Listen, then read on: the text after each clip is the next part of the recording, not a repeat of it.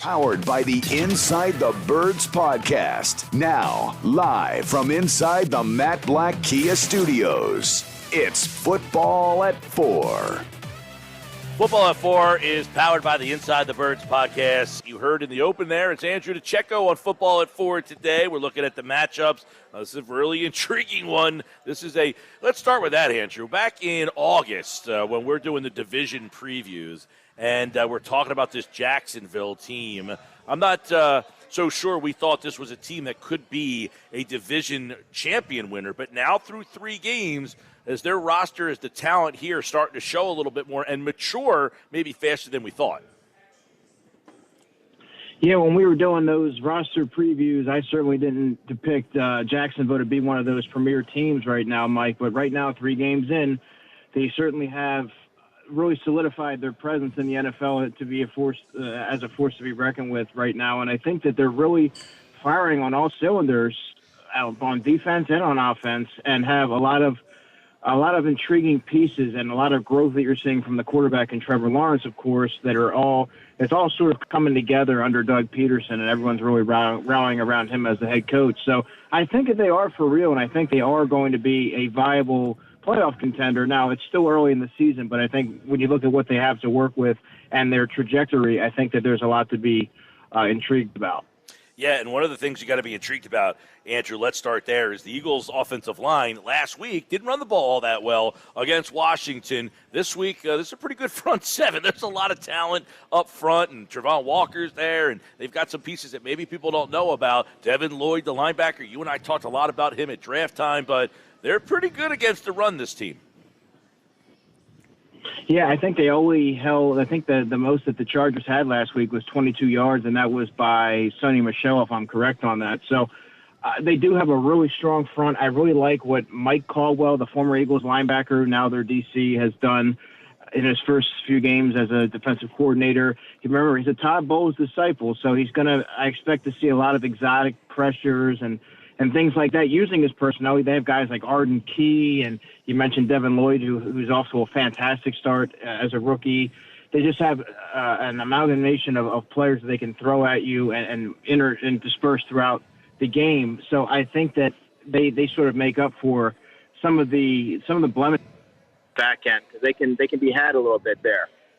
Andrew, we stumbled on this a little bit today about the fact that not only do they have talent, but they also have coaches that may know the Eagles' tendencies. You know, a lot of former Eagles coaches, and a lot of people on there that may know those tendencies. Yeah, I think it's a really fair assessment, Pete. And, you know, I on Twitter, I put out there's at least 5 that off the top of my head, that I remembered being Eagles coaches over the course of the past, 6, 7, 8 years. Obviously, Press Taylor's there, most recent. Mike Caldwell was a quality control guy with the Eagles for a while there. And, of course, Doug Pederson knows the team very well. So I think that that's fair to say. However, it's a new coaching staff in Philadelphia, and new schemes and new personnel that they're figuring out how to use. I think Shane Steichen particularly is on a roll right now, calling plays, and I think that he's kind of a hard guy to figure out right now, because he's sort of unveiled different schemes and how to beat different teams that are having different attack approaches to try and stop Jalen Hurts. So I don't know how you defend the Eagles offense right now. And defensively, they really seem to be coming together, especially on the defensive front, and the back end really has been really cohesive, and Darius Slay and James Bradbury and Avonte Maddox and all those guys just coming together and attacking the football and making life a little bit easier for the pass rush. So it's the Eagles are really, the Jaguars and Eagles are facing each other at a very interesting time, because both teams right now are red hot. Yeah, and, the point about Caldwell and Press Taylor and Doug Pederson and all these other coaches, there is some familiarity there. But one thing that trumps sometimes is talent. Familiarity might be there, but do they have the talent in that secondary to stop A.J. Brown, Devontae Smith, Dallas Goedert, the way the Eagles have been using them? So how do you think, with their talent and the way they play defense, they will approach the Eagles' receiving core? Well, I think that they're gonna try and send a lot of different pressures in order to get Jalen Hurts to throw the ball up there a little quicker than they normally would to hurry, sort of hasten his reads a little bit there. I don't know that the secondary right now is equipped to stop any of the top three receivers that the Eagles have right now. I think if there's Tyson Campbell is their best corner, so I imagine he'll do some traveling with A.J. Brown, I would have to assume. But if you look at the other side, Trey Herndon and versus Devontae Smith is a clear mismatch. Devontae Smith should be force-fed the football if that's the case. And I think Darius Williams is the nickel corner for them, if I'm remembering this correctly. So I think that also is a mismatch that favors Quez Watkins heavily. So, I mean, I don't know. I mean, the Eagles have such a prolific group of their top four receivers, really. So if you take one away, they have three of them that could beat you in a multitude of ways. So you really, if you're a secondary, you have to be well equipped to stop that, and they're certainly not. So outside of Tyson Campbell, I think that the Eagles could have their way in that area if the pressure's not able to get home and flush Jalen Hurts out of the pocket and hasten his reads. Andrew DiCecco with us. Tell us, Andrew, about the matchup then between the Eagles' defensive line and the Jags' offensive line, because Philly, obviously, big time, was able to get to Wentz last week seemingly at will. Is it going to be an easy task this week as well? I think it'll be easy, not quite as easy as what you saw last week when the Washington offensive line was essentially a turnstile. But, I mean, when you look at it this week, I like their tackles and Cam Robinson, who was a second-round pick in 2017. Their right tackle, Jawan Taylor, out of Florida in 2019 was a second-round pick for them. So that's where I think that they're best. But I think that they could be had in the interior, which is where the Eagles really saw a lot of push last week with Fletcher Cox and Javon Hargrave, who really had a massive game and was really under discussed, by the way. But those are two guys that I think can really factor in. I think Jordan Davis is going to another unsung hero from last week is going to be able to push the pocket and create things there. They have a guy named Luke Fortner, who was a third-round pick in 2022. I think he's a player that they can really test early, and he can be driven off the ball, and I think they can find some success doing that. Brandon Sheriff was a guard that the Eagles know very well from being with Washington over the years. He's their right guard. And Ben Barch is a player who I really liked coming out of the draft, Division III player, and he was their fourth-round pick in 2020. He's their left guard. So that's sort of an inexperienced group outside of Brandon Sheriff that I think the Eagles could sort of attack and exploit. So, Andrew, as we size this up, how do the Eagles linebackers figure into the game plan this week? A unit that's played pretty well so far, linebacker. Yeah, well, Evan Ingram's playing at a decent level this year, and remember, the Eagles know him again very well, being with the New York Giants, but he hasn't had the best luck in terms of staying healthy. And then when you look at the running back situation that the Jaguars have, Pete, I really like James Robinson is one of my favorite running backs in the NFL. I got a chance to see him up close at the East-West Shrine Bowl. It was a mystery to me why he didn't get drafted, but nevertheless, they have the best of both worlds in him and Travis Etienne, who I think Travis Etienne is going to see some looks in the flat and getting him the football in space like that and really test the athleticism of the Eagles linebackers and the range. So I would look for Evan Ingram and Travis Etienne to factor into that. And they also have three really good receivers. Zay Jones had 11 targets last week, 10 receptions, a touchdown. In fact, all three of their receivers, Marvin Jones scored, Zay Jones, and Christian Kirk, they all scored touchdowns last week. So, I mean, they don't have a whole lot of world beaters there, even though the price tag of Christian Kirk would suggest that he is. But they have a lot of competent pass catchers. So they do have some pieces there on offense. I just think that the Eagles' second level is going to be I like what they have versus what the Jaguars have in terms of being able to attack that intermediate level. I think it's going to be interesting to see how they fare in the secondary if the pass rush can't get home. And what do you think Andrew Jacksonville likes to do with their run game and specifically the tight end too? Because those are two areas sometimes if the run is gashing you, if the tight end is beating your linebackers, how does Jacksonville look in those areas? Yeah, well, I mean, in the running game, James Robinson is the clear-cut number one guy. I think they really like him in pass protection.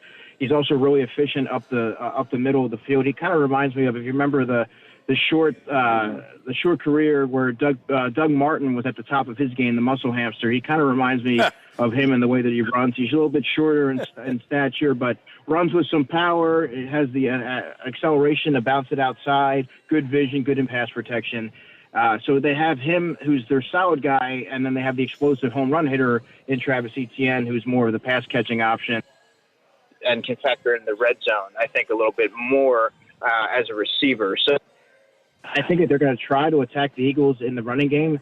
And I think if that's an area that's fair to really try with the Eagles, because if you looked at Antonio Gibson had some nice runs last week, and I think if the game didn't get out of hand as early as it did, it might have been a little bit more interesting because I thought that there were some running lanes there if the game wasn't so lopsided. So I would expect this to be a lot more of a closely contested game where I think the running game could be a factor on both sides. I think Miles Sanders is going to be an integral part of what the Eagles do this week, and I also think you're going to see a heavy dose of James Robinson.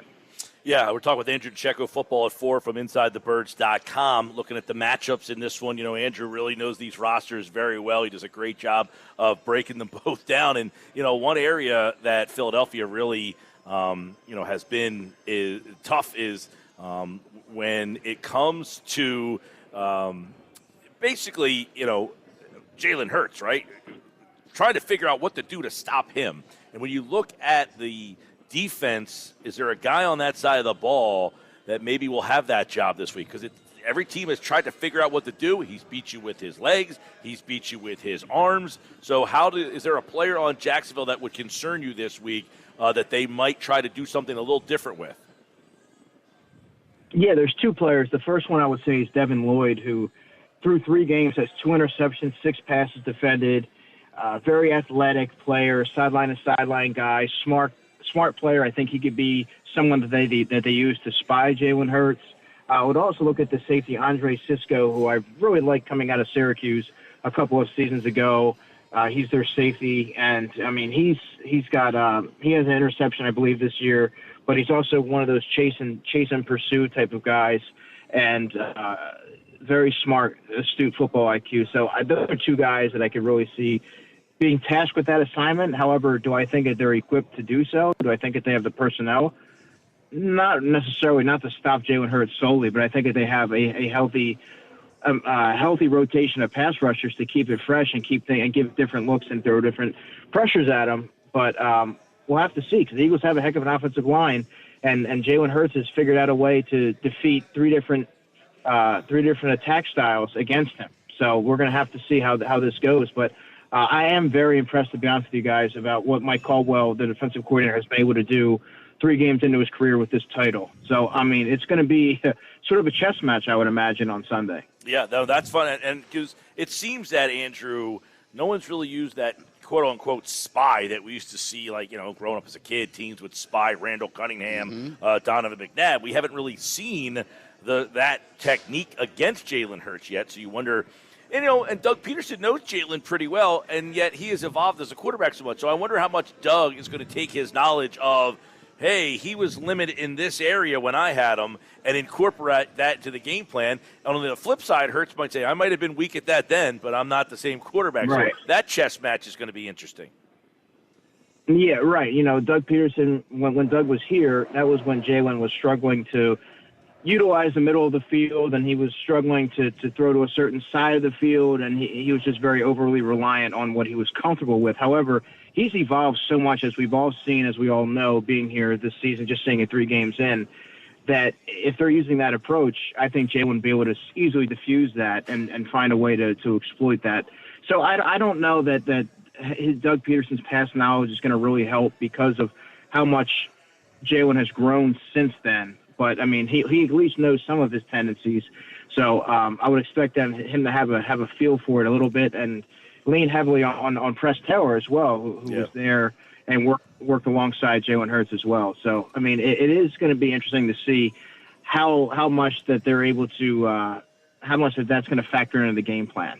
And speaking of Pederson and his tenure here, I tell you, watching Jacksonville, they definitely look like the offense has a few more wrinkles in it than it did in Philadelphia. It looks like that year off, he, came up with some new things, a lot more motion, a lot more movement. You and I used to talk about how vanilla the offense is and not enough movement in the offense. Well, they've got some pretty interesting plays, and I think Doug has definitely got a little bit more creative with the play calling. Yeah, and if you remember, I mean, we can remember back to that last season here. Doug looked like a dejected. There's just so much turmoil going on with the Eagles around that time. He looked like he needed a year off, and sometimes taking that step back and evaluating what the rest of the league is doing And being able to see things from a different perspective and not be so wrapped up and inundated in what you're doing allows you to go back to the drawing board, so to speak, and figure out a different approach in how to keep up with the NFL, because the NFL is constantly evolving, and some of his methods and philosophies were a little antiquated, if we're being honest. And I think you're starting to see a lot more innovation, and he has the guys to do it. He had the guys to do it in Philadelphia by and large, but I think now he's using his personnel to the best of his ability. So this game is not going to be easy, and I think that it's going to be a slugfest. And I mean, it could go, to me, honestly, it could go either way. Andrew DiCecco, Football at 4, Eagles and Jags. There's always storylines, and then there's ancillary storylines. The fact that the Eagles are 3-0. Everybody's, they're one of the top teams in the quote-unquote, power polls, whatever they're worth, 0 for the most part, but they get a lot of talk. But Jacksonville hadn't won a road game 17 straight. They went on the road last week to L.A. and dominated. Now they got to go on the road again. Is it far-fetched to think that they can win back-to-back road games in this situation after not winning a road game for 17 years? Or 17 straight? 17 years would be something. I don't think it's far-fetched, because every game is unique and different, and this is a new team, and it's got a new leader in Doug Pederson, and who knows how to relate to his players, as we all know, and find different ways to motivate them. And I think that they're going to rally around him, knowing that he's coming back to the place where he won a championship. So I think it's going to be a really spirited game, and one that I think is going to come all the way down through the fourth quarter. It wouldn't surprise me if it did. Andrew DiCecco, Football at 4, here on the Sports Bash Live, 97.3 ESPN. And, of course, if you're watching the show live on the BFA Live Sports YouTube channel, you can catch us there every day, the 97.3 ESPN free mobile app. Eagles and Jaguars, Doug Pederson's back. Should be a fun one, a much better Jacksonville team as the Eagles are back home. Always a pleasure, Andrew. I look forward to it again next week. It'll be Eagles and Cardinals next week. We'll be breaking down here on Football at 4. Thanks, bud. You're welcome, man. Be good.